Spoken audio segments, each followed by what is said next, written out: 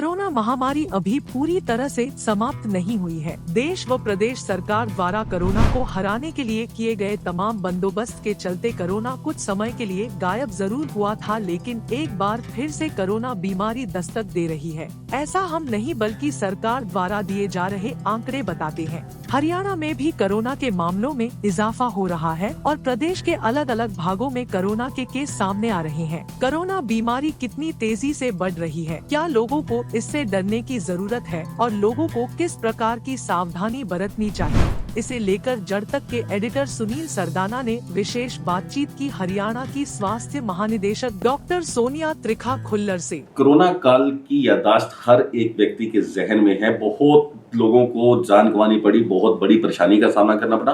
अपने पूरी जिंदगी में एक ऐसा कार्यकाल जब लोगों को अपने घर पर बैठने पर मजबूर होना पड़ा, वो था कोरोना काल। कोरोना चला गया, वैक्सीनेशन हुई, बहुत सारा इलाज जो है वो उस दिशा में जो है सरकारें बढ़ी, लेकिन अब फिर से कोरोना वापिस आ रहा है। इस तरीके की सूचनाएं जो है लगातार मिल रही है, कोरोना के केसेस में इजाफा हो रहा है। कोरोना वापिस आ रहा है या कोई नया वेरिएंट है, क्या तमाम एक्चुअल पोजीशन क्या है, स्थिति क्या है, अब जानने के लिए हरियाणा प्रदेश की director general health doctor Sonia Trikha Khullar साहब मैडम जो मेरे साथ में हैं, इनसे बात करने वाले हैं। तमाम तरह के दर्शकों के सवाल जो हैं दिमाग के अंदर कोरोना को लेकर के जो एक पैनिक है, उस चीज को आज दूर करेंगे। स्वागत है मैडम आपका। मैडम, कोरोना बढ़ रहा है, कुछ सूचनाएं आ रही हैं, क्या स्टैंड है? कुछ इजाफा हुआ है कोरोना के कोविड के केसेस में। जो हमने रिपोर्ट्स देखी उसमें ये देखा कि मार्च के महीने में ही, अगर हम देखें कि जो फर्स्ट वीक के एंड तक 6 मार्च को जो केसेस थे और 27 मार्च को जो केसेस थे, ये मैं पूरे इंडिया की बात कर रही हूँ, पूरे भारत में, तो उसमें 5 गुना इजाफा हुआ है। टेस्टिंग इतनी ज़्यादा नहीं हो रही है, जो कि एक मैटर ऑफ कंसर्न है। टेस्टिंग ज़्यादा होनी चाहिए और उसी से अगर हम टोटल परसेंटेज ऑफ पॉजिटिविटी, जिसको बोलते हैं पॉजिटिविटी परसेंटेज, तब डिटेक्ट कर पाएंगे कि कितना एक्चुअल प्रोपोर्शन है। लेकिन ये ज़रूर है कि हरियाणा के अंदर भी जितने केसेस पहले होते थे, क्योंकि पहले सिंगल डिजिट में, कई बार तो 0 केस ड्यूरिंग द डे, ऐसा भी हो रहा था। अब अचानक से मार्च के महीने में रोज़ हमें उसके अंदर इंक्रीज़ हम नोटिस कर पा रहे हैं। तो कल करीब 90 केसेस थे जो पॉजिटिव डिटेक्ट हुए। लास्ट एक वीक से अगर हम तुलना करें तो पिछले एक हफ्ते में कितने थे और इसमें कितने आए, ताकि एक अंदाजा लग सके कि कितनी तेजी से चीजें बढ़ती जा रही हैं। जी, मैं इतना इसको देखती हूँ कि कैसा था केसेस का, पर अदरवाइज अगर देखें तो रोज कुछ 10-11 इस तरह से इंक्रीज हो रहा है। पूरे स्टेट में 10 से 11 केसेस का एक रेशो इतने इस लेवल तक आ रहा है। इंक्रीज की मैं बात कर रही हूँ। अभी भी केसेस जैसे मैंने आपको बताया कि करीब 90 हैं। तो वीक की बिगिनिंग में जो अभी करंट वीक चल रहा है उसके अंदर 67, फिर 78, फिर ऐसे करके बढ़ रहा है। तो कल 91 थे।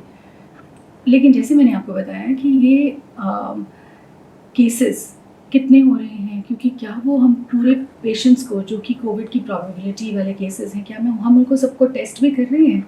तो टेस्टिंग हमारी उतनी नहीं है, पर केसेस पॉजिटिव ज़्यादा आ रहे हैं। तो जिनको हम नहीं टेस्ट कर पा रहे, क्या वो सारे नेगेटिव हैं या वो भी उनमें से भी कुछ पॉजिटिव हैं, वो पता लगाना चाहिए। तो एक अगर हम कोविड में जो एक नॉर्म है जो हम कंसिडर करते हैं कि करीब 140 टेस्ट्स पर मिलियन पॉपुलेशन होने चाहिए, तो पहले क्योंकि कोविड का इतना खतरा नहीं था तो टेस्टिंग अपने आप से लोग करवाना छोड़ गए थे, हॉस्पिटल्स भी नहीं आते थे, तो वो थोड़ी कम हो गई थी। तो अभी अगर हम देखें तो हरियाणा की वो आधी है, करीब 70 है।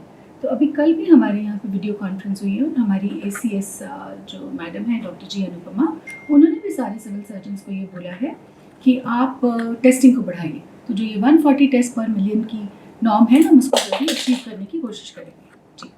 मैम, पैनिक होने की जरूरत है अभी या नहीं?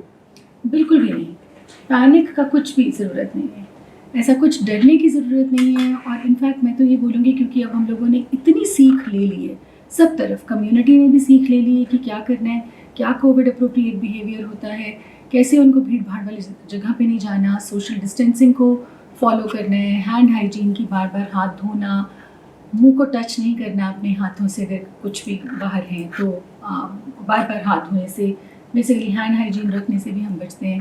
और सबसे ज़रूरी, मास्क पहने जब भी आपको बाहर जाना पड़े। तो ये सब जो कोविड अप्रोप्रिएट बिहेवियर बोलते हैं। इसके अलावा एक और चीज़ है कि अगर आपको खांसी आती है या आप स्नीज़ करते हैं तो आप ऐसे खुले में किसी के सामने, क्योंकि वो जो एयर ड्रॉपलेट्स हैं, जो ड्रॉपलेट एरोसोल बनती हैं और फिर दूसरे को इन्फेक्शन देने में सक्षम हो जाती हैं। तो ऐसा नहीं करना है। कॉफ एटिकेट्स भी रखें अपना, कि या तो टिश्यू के अंदर करें या एल्बो के अंदर करें। तो ये हमने सबने सीखा है। तो मैं ये बोलूँगी कोविड अप्रोप्रिएट बिहेवियर को फॉलो करना है। और दूसरा, हेल्थ सिस्टम की अगर हम बात करें तो हमारे सिस्टम ने भी सीखा है 2 चीज़ें हेल्थ सिस्टम के अंदर। एक तो पब्लिक हेल्थ सर्वेलेंस, तो हमारा सर्वेलेंस जो मैकेनिज्म है वो भी काफ़ी स्ट्रॉन्ग हुआ है। कम्युनिटी के अंदर अगर किसी को हो जाता है तो हम टेस्ट करें, टेस्ट करने के बाद में अगर पॉजिटिव पाया जाता है तो उसकी जीनोमिक सीक्वेंसिंग कराई जाए। तो अभी जो सब कुछ ये डिफाइंड है कि किस स्टेट ने कहाँ पर अपने टेस्ट के लिए सैम्पल्स भेजने हैं। तो हरियाणा ऑलरेडी वो सैम्पल्स भेज रहा है और उसकी पॉजिटिविटी भी हमें वापस कम्युनिकेट होती है। तो बिल्कुल भी पैनिक की अवस्था अभी नहीं है। तो अगर हम ये अपना कम्युनिटी की तरफ कोविड अप्रोप्रिएट बिहेवियर फॉलो करें, और दूसरा हेल्थ सिस्टम में मैंने पहली बात बोली सर्वेलेंस की, और दूसरी बात है जो हेल्थ सिस्टम स्ट्रेंथनिंग। बेसिकली क्या हमारे पास में इनफ नंबर ऑफ बेड्स हैं अगर केसेस आने लगे, हॉस्पिटलाइजेशन इंक्रीज होने लगे, कितने ऑक्सीजन बेड्स हैं, कितने वेंटिलेटर वाले बेड्स हैं, क्या हमारा स्टाफ सक्षम है, क्या यही मैं आपसे पूछने वाला था, क्योंकि कोरोना के उस दौर ने बहुत सारी चीजें सिखाई हैं, साथ में स्वास्थ्य सेवाओं को और मजबूत बनाया। हरियाणा गवर्नमेंट ने भी इसमें जो है बहुत ज्यादा इनिशिएटिव लिया और बहुत ज्यादा कुछ हेल्प किया डिपार्टमेंट को बढ़ाने में। तो अभी एक्चुअल पोजीशन, क्योंकि सबसे ज्यादा दिक्कत आई थी ऑक्सीजन की, ऑक्सीजन की कमी आज क्या है या नहीं, कितना हमारे पास अवेलेबल है, दूसरा बेड्स और स्टाफ, क्या इनको फिर से दोबारा रिवाइव किया गया, इनको फिर से उसी माहौल में रहने की तैयार रहने के लिए बोला गया? जी, तो ये हमने सारे दिशा निर्देश अपने हॉस्पिटल्स को, अपने सिविल सर्जन्स को, पीएमओस को, मेडिकल सुपरिटेंडेंट्स को, सबको दे दिए हैं। तो इसकी शुरुआत होती है आउट पेशेंट डिपार्टमेंट से ही, कि फ्लू कॉर्नर्स बनाए जाएं, जिनको कि हम बोलते हैं कि अगर कोई पेशेंट आ रहा है इस चीज़ के साथ, उनको अलग ही उनको ट्रीट कर दिया जाए, ताकि उनका वहीं पर हिस्ट्री टेकिंग, ट्रीटमेंट, टेस्टिंग वहीं की वहीं हो जाए, ताकि वो मिक्स ना करें बाकी पेशेंट्स जो आउट पेशेंट डिपार्टमेंट्स में आ रहे हैं। इमरजेंसी में भी ऐसे ही सेग्रीगेशन थोड़ा रखा जाए, ताकि जो कोविड से रिलेटेड या इन्फ्लुएंजा से रिलेटेड पेशेंट्स अगर आ रहे हैं तो वो और पेशेंट्स उनसे जो है इन्फेक्शन ग्रहण ना करें, जी ना हो पाए। तो वो एक अच्छी चीज़ है जो कि हमेशा ही फॉलो होनी चाहिए। उसके अलावा जो आपने क्वेश्चन पूछा कि हमने क्या सीखा, जो सबसे बड़ी चीज़ जो हमने सीखी, जो हमारे को सेकेंड वेव में कुछ दिक्कतें आई, कि ऑक्सीजन की अवेलेबिलिटी। तो हरियाणा के अंदर ऑक्सीजन की अवेलेबिलिटी की कोई भी दिक्कत नहीं है। हमारे पास में बहुत सारे PSA प्लांट्स हैं, 100 से ज़्यादा PSA प्लांट्स हैं, बहुत ऑक्सीजन अवेलेबल है, गैस मैनिफोल्ड हर हॉस्पिटल के अंदर है। हमारे जितने भी 100 बेडेड, इवन 50 बेडेड हॉस्पिटल के अंदर भी ऑक्सीजन की व्यवस्था है। जो बड़े सिलेंडर्स होते हैं, D टाइप सिलेंडर्स, वो काफ़ी मात्रा में हर जगह पे उपलब्ध है। हमारे 6,500 से ज़्यादा हमारे हॉस्पिटल्स के अंदर वो मौजूद हैं। उसके अलावा छोटी फैसिलिटीज़ में या बड़ी फैसिलिटीज़ में पेशेंट के बेड के साथ में हमने ऑक्सीजन कॉन्सेंट्रेटर्स भी रखे हैं। तो जो एक ऑक्सीजन की कमी उस वक्त हमें महसूस हुई थी, उसके लिए पूरे कदम भारत सरकार के द्वारा जो इनिशिएट किए गए थे, हरियाणा सरकार ने उनको फॉलो करते हुए पूरे प्रबंध किए हैं। उसके अलावा हॉस्पिटल्स में जो बेड्स की अवेलेबिलिटी पेशेंट्स के लिए, कि अगर कोई ऐसी अवस्था आती है कि हमारे को ज़्यादा पेशेंट्स रिपोर्ट हो रहे हैं और उन सब लोगों को हॉस्पिटलाइजेशन की ज़रूरत है, तो उनके लिए हमने हर एक के लिए, एडल्ट्स के लिए अलग बेड्स, पीडियाट्रिक बेड्स अलग से, नियोनेटल बेड्स भी हमने अलग से उनकी व्यवस्था कर दी है। तो इसमें कोई भी पैनिक नहीं करना है। जी, वैक्सीनेशन बहुत लार्ज स्केल पे हुआ, गवर्नमेंट ऑफ इंडिया ने भी बहुत ज़्यादा लेवल पे इसे लेकर के आया। अभी पोजीशन क्या है वैक्सीनेशन की? क्या अभी भी शुरू दोबारा करने की जरूरत पड़ सकती है, और हमारे पास में इन हैंड है अभी? हाँ, बिल्कुल ठीक आपने प्रश्न पूछा, क्योंकि वैक्सीनेशन बहुत अच्छा किया था पूरे भारत ने, और हरियाणा ने भी बहुत अच्छा वैक्सीनेशन में रिजल्ट दिया।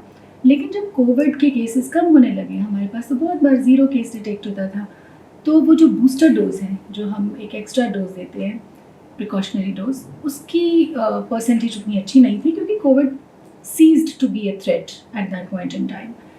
सो now again there is an emphasis. तो हम लोग अब दोबारा से उस चीज़ को एम्फेसाइज कर रहे हैं कि एक बूस्टर डोज जो है, हमारे पास इस वक्त करीब 40,000 डोजेस हमारे पास मौजूद हैं, जिनको हम कोशिश कर रहे हैं कि जो ऐसे पेशेंट्स हैं जिनको कोमॉर्बिडिटी है, जो ओल्ड पेशेंट्स हैं, या जो भी लगाना चाहेगा, हमने सारे सिविल सर्जन्स को ये निर्देश भी दिए हैं कल की मीटिंग में भी, कि वो सब इन डोजेस को कंज्यूम करें। और भारत सरकार से हमने हर एक के लिए जो 12 से 15 साल, 16 से 19 और उसके बाद जो एडल्ट डोजेज हैं, उन सबको मांगा है, ताकि हम हर एक को थर्ड डोज के लिए ज़रूरत पड़े तो हम सबको देंगे। जी। लोग एक वक्त था जब इस पीक से इस दो पैंडेमिक निकल रहे थे, उस टाइम पे उन्होंने वो पूरा जो एक सिस्टम था उसको फॉलो करना शुरू किया था, जो अप्रोप्रिएट बिहेवियर जो है उसको वो करे। अभी दूर हो चुके हैं, अब फिर से वो मास्क भी चला गया, हाथ भी धोना बंद कर दिया। अभी क्या आप एक मैसेज देंगे पब्लिक को कि किस तरीके से आज मौजूदा दौर में रहना जरूरी? नहीं, बिल्कुल आपने एकदम सही बोला। और वही जो हम छोटे होते से सुनते हैं, prevention is better than cure. तो हम लोगों को प्रिवेंशन के ऊपर ही ज़्यादा फोकस करना चाहिए। कोविड हो ही ना, और कोविड की ऐसी सिचुएशन आई ना जैसा हमने पहले देखा, और उसका एक ही तरीका है कि कोविड अप्रोप्रिएट बिहेवियर फॉलो किया जाए। तो हॉस्पिटल्स के अंदर तो ऑलरेडी सबको ये बोला गया है कि सारे मास्क की अवेलेबिलिटी, जो N95 है वो पहनना, जो पर्सनल प्रोफाइलैक्टिक इक्विपमेंट वगैरह है उसकी अवेलेबिलिटी, तो वो तो एक हॉस्पिटल्स के लिए हो गया। बाकी कम्युनिटी में मैं आपके माध्यम से ज़रूर सबको ये रिक्वेस्ट करना चाहूँगी कि इसका एक ही उपाय है, बल्कि मैं तो बोलूँगी Covid, influenza, any rhino virus, जो भी ऐसे होते हैं कि छींकने से दूसरे को हो जाए। हम देखते हैं कि एक को घर में सर्दी खांसी हुई तो दूसरे को भी हो जाती है और पूरा परिवार बीमार हो जाता है। इसका एक ही तरीका है कि बार बार अपने हाथ धोते रहें, क्योंकि अगर हाथ पे वो लगा है तो जो फोमाइट्स जिसको हम बोलते हैं वो फिर आप उसको कैरी ना करें। अपने चेहरे को बार बार मत छुएं, हाथ फिर धोते रहें, मास्क पहनें, भीड़ भाड़ वाली जगह पे ना जाएं। अगर जाना भी पड़े तो जितना सोशल डिस्टेंसिंग है उसका फॉलो करें, जो कि हम लोगों ने पहले सीखा। तो ये इसको सारे को हम ज़रूर अपनाएं। लास्ट मेरा सवाल, H3N2 ये एक बड़े तेजी से फैलता हुआ वायरस को बताया जा रहा है, ये क्या है और ये क्या कुछ इसमें भी डरने की जरूरत है? देखिए, जो इन्फ्लुएंज़ा है ये बहुत पुराना है। इनफैक्ट कोविड तो 2019 के एंड में ही चाइना से, वुहान से जो हमने देखा कि आया, लेकिन इन्फ्लुएंज़ा 100 साल से भी ज़्यादा हो गए होंगे कि ये हर साल सीज़न में केसेस इसके इंक्रीज़ होते हैं। तो वही जैसे हम म्यूटेशन की बात करें, हमने इसमें भी देखा कि पहले अल्फ़ा था, फिर डेल्टा था, फिर ओमिक्रॉन था। अब आजकल जो इसका वेरिएंट ऑफ कंसर्न आता है वो एक आ रहा है 1.16, जिसको हम बोल रहे हैं XBB 1.1.16। तो ये वेरिएंट्स आते रहते हैं। तो इन्फ्लुएंज़ा के भी वेरिएंट्स हैं, जैसे पहले हमने H1N1 देखा, फिर H3N2 देखा। उसमें भी टाइप्स हैं। टाइप A है इन्फ्लुएंज़ा, जिसके कि ये 2 स्ट्रेन्स हैं। टाइप B है, एक अलग तरह का इन्फ्लुएंज़ा है। तो ये केसेस कुछ इनकी जो टेस्टिंग शुरू हुई, तो टेस्टिंग में हमने देखा कि हाँ कुछ केसेस निकले, लेकिन फिर से मैं बोलूँगी कि इतना घबराने की ज़रूरत नहीं है।